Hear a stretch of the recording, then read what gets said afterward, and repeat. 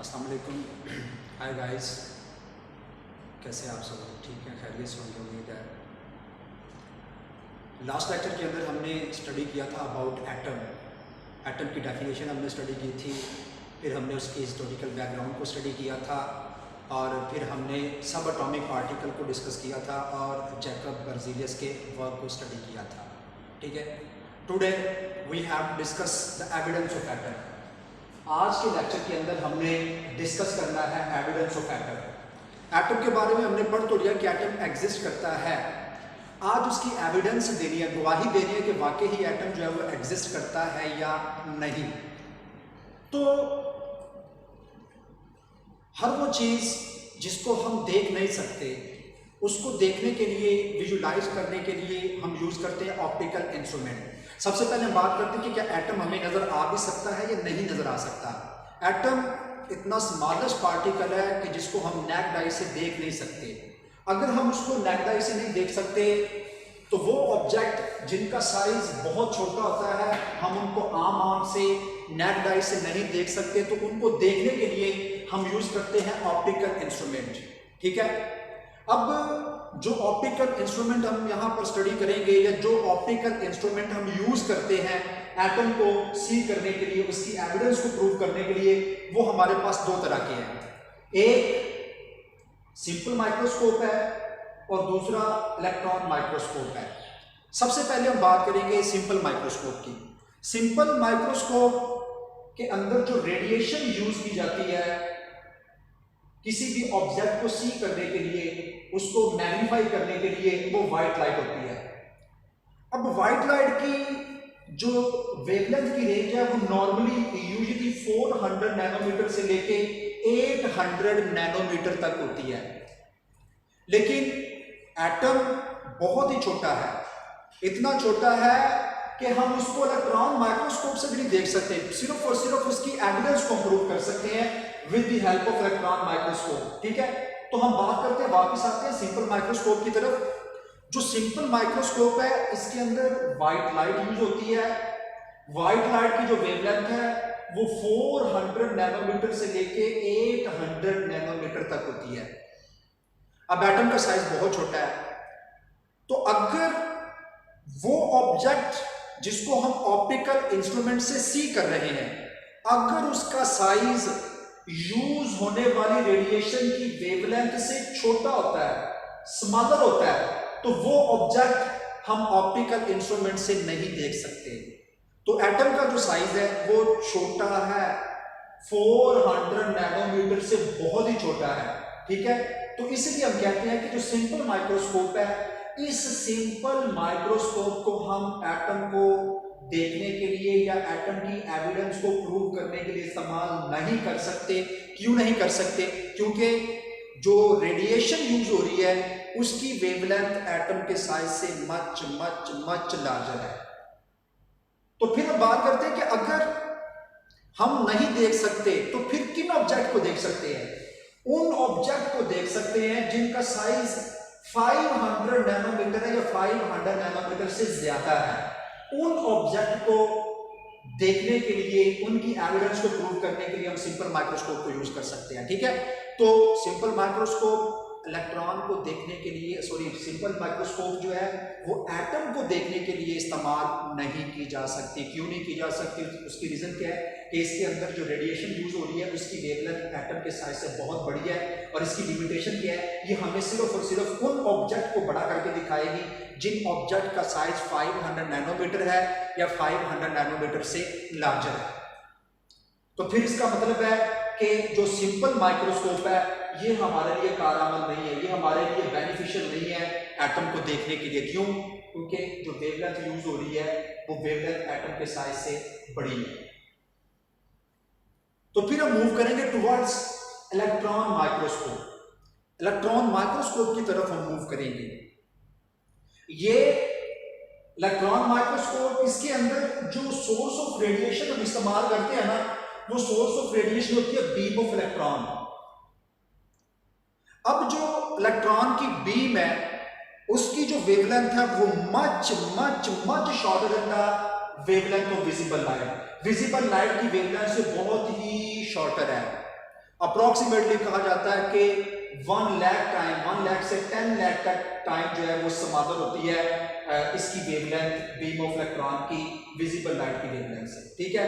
तो electron microscope की मदद से भी एटम को देखा नहीं जा सकता, सिर्फ और सिर्फ इसकी एविडेंस दी जा सकती है, इसकी गवाही दी जा सकती है कि एटम एग्जिस्ट करता है। तो सिंपल माइक्रोस्कोप के अंदर जो रेडिएशन यूज होगी वो इलेक्ट्रॉन बीम होगी। इलेक्ट्रॉन बीम की जो वेवलेंथ है that is much much much shorter than the wavelength of visible light, ठीक है। इसलिए इलेक्ट्रॉन माइक्रोस्कोप को प्रेफरेंस दी जाती है ओवर सिंपल माइक्रोस्कोप। अब ये आपके सामने हमारी बुक के अंदर भी ये फिगर आपको नजर आ रही होगी। ये फिगर ग्रेफाइट के सैंपल की है और इस ग्रेफाइट के सैंपल को मैग्नीफाई किया गया किसके जरिए, इलेक्ट्रॉन माइक्रोस्कोप के जरिए। और कितने time, 15 million time electron microscope ने इसको मैग्नीफाई करके दिखाया है, ठीक है। ये इलेक्ट्रॉन माइक्रोस्कोप से ली गई फोटो है, किसकी फोटोग्राफ है, किसका, ग्रेफाइट के सैंपल का। अब आपको पता है ग्रेफाइट जो है ये कार्बन का एलोट्रॉप है, कार्बन के 2 एलोट्रॉप नॉर्मली कंसीडर किए जाते हैं, ग्रेफाइट और डायमंड, तो ये कार्बन का एलोट्रॉप है। तो 15 मिलियन टाइम इसने उसको बड़ा करके दिखाया है। अब इसके अंदर आपको नजर आ रहा होगा ब्लैक लाइन है और ब्लैक लाइन के दरमियान व्हाइट स्पेस है। अब होना तो ये चाहिए था कि जो व्हाइट, ये ब्लैक जो लाइन है ये कार्बन एटम की लेयर होनी चाहिए थी, लेकिन ऐसा नहीं है। जो कार्बन एटम की लेयर है वो ये वाली जो चीज है ना, जो स्पेसिंग है बिटवीन ये 2 लाइनों की, 2 ब्लैक लाइन के दरमियान वाली जो स्पेसिंग है that is the layer of carbon atom, ये कार्बन एटम की लेयर है। अब ऐसा क्यों हुआ? एक्चुअली जब हम ऑप्टिकल इंस्ट्रूमेंट यूज करते हैं या विजन का जो फिनोमिना है, विजन का जो फिनोमिना वो यही है कि इंटरफेरेंस पैटर्न या डायफ्रैक्शन पैटर्न बनता है।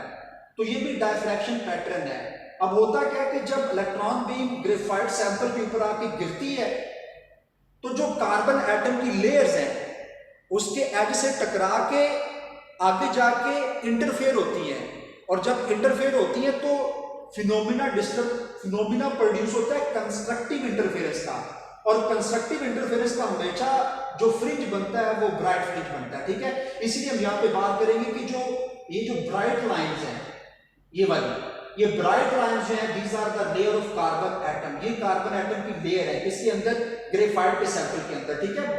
जो डार्क लाइंस है यानी कि ब्लैक लाइन, इनको आपने कंसीडर नहीं करना।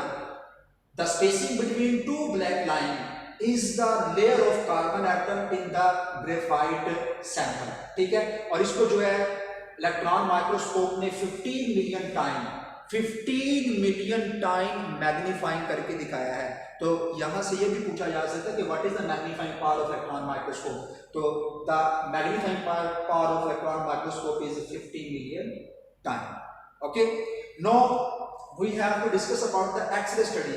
एक्चुअली एक्सरे स्टडी जो है वो हम करते हैं नॉर्मली स्ट्रक्चर के लिए, ठीक है। तो साइज को फाइंड करने के लिए भी की जाती है, स्ट्रक्चर को फाइंड करने के लिए, साइज को फाइंड करने के लिए, स्पेसिंग बिटवीन द एटम्स या spacing between the compound and solid substance. तो सॉलिड्स जिसको हम एक्सरे क्रिस्टलोग्राफी का नाम भी देते हैं। तो जो एक्सरे स्टडी है, एक्सरे स्टडी हमें बताती है एटम का जो डायामीटर है ना, एटम्स जो एग्जिस्ट करते हैं उन एटम का जो डायामीटर है वो होता है 10⁻10 2 × 10⁻10 मीटर की रेंज में। यानी कि अगर हम इसको नैनोमीटर के अंदर प्रेजेंट करें तो ये बनेगा 0.2 नैनोमीटर या 2 × 10⁻10 मीटर। और मैसेज जो है, मैसेज की जो रेंज है वो 10⁻27 से लेके -25 kg तक है, ठीक है। और एटम के मैसेज को प्रेजेंट करने के लिए हम जो स्केल यूज करते हैं वो हमारे पास उसका यूनिट है AMU। तो 1 AMU इज इक्वल टू होता है 1.661 10⁻27 kg। अगर आप इसको kg से ग्राम में कन्वर्ट करना चाहते हैं तो -24 ग्राम आ जाएगा। अगर आप इसको मिलीग्राम में कन्वर्ट करना चाहते हैं तो 10⁻21 मिलीग्राम आ जाएगा, ठीक है। और दूसरा जो है, अगर हम एक डॉट लगाएं तो इस डॉट के अंदर तकरीबन 2 मिलियन के राउंड अबाउट एटम एग्जिस्ट करते हैं, ठीक है। तो ये थी जी एविडेंस ऑफ एटम, जिसके अंदर हमने ये स्टडी किया क्या एटम को देखा जा सकता है, एटम को देखा नहीं जा सकता, इंडिविजुअल एटम को नहीं देखा जा सकता, हम उसकी एविडेंस को प्रूव कर सकते हैं। एविडेंस को प्रूव करने के लिए हमने देखा कौन कौन से इंस्ट्रूमेंट है, सिंपल माइक्रोस्कोप है हमारे पास, इलेक्ट्रॉन माइक्रोस्कोप है, सिंपल माइक्रोस्कोप यूज़ नहीं की जा सकती, उसकी हमने लिमिटेशन पढ़ ली है कि जो साइज़ है एटम का वो बीम ऑफ वाइट लाइट से बहुत छोटा है। इलेक्ट्रॉन माइक्रोस्कोप को यूज़ करते हैं, उसके अंदर इलेक्ट्रॉन बीम इस्तेमाल होती है, उसकी वेवलेंथ मच मच शॉर्टर है, और ये उसकी मैग्नीफाइंग पावर यानी कि मैग्नीफाइड पिक्चर है वेरीफाइड के सेंटर की जो हमने इलेक्ट्रॉन माइक्रोस्कोप से ली है। ठीक है, आई होप सो आपने लेक्चर को अंडरस्टैंड किया होगा। बाकी फिर नेक्स्ट मिलते हैं इंशाल्लाह कल नए लेक्चर के साथ। अपना बहुत सा ख्याल रखिएगा। अल्लाह हाफिज़।